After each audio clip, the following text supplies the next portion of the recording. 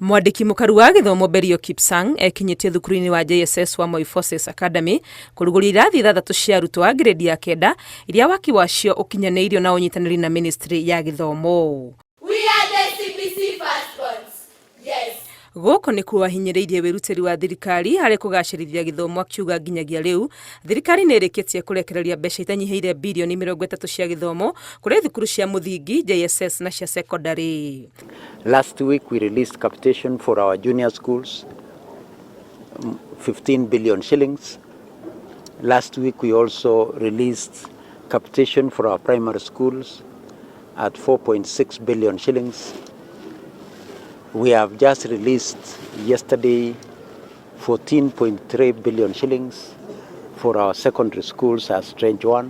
Mĩario ya Belio na thengia wa gũkindĩrwo nĩ mwaria wa thirikari Isaac Mwaura akiuga nĩ mbeca nĩ itũmĩtwo thukuru yamũkĩrĩtio na nganja nĩ kĩama kĩa arutani gĩa KUPPET kĩrĩa kĩarega kũruta mũkana wa kũhinga mathukuru, thirikari yaga kũrekereria mbeca gũgĩkinya mũthia wa kiumia gĩthiru.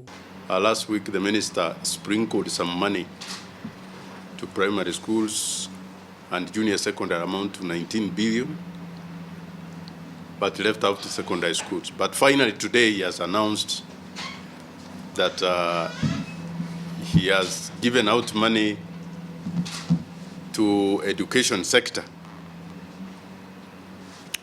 We are hoping that the minister will live to his word and the money will hit the account by the end of tomorrow. Ũhoro-inĩ wa gĩthomo kĩa JSS, Kipsang augĩte irathi 15,000 harĩ 16,000 iria ciatanyĩtwo gwakwo nĩ irĩkĩte na nĩ marĩ na mũbango wa gwaka irathi ingĩ makĩria kwambĩrĩria mweri-inĩ wa gatatũ. Having done another assessment, we realized that we needed another 7,000 classrooms. I want to affirm today that we have mobilized the necessary resources to be able to build 7,290 classrooms.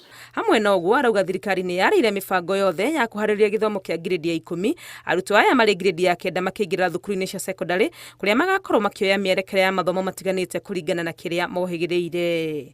Ngĩribotera Inooro TV, rĩtwa rĩakwa nĩ Wangui wa Mwangi.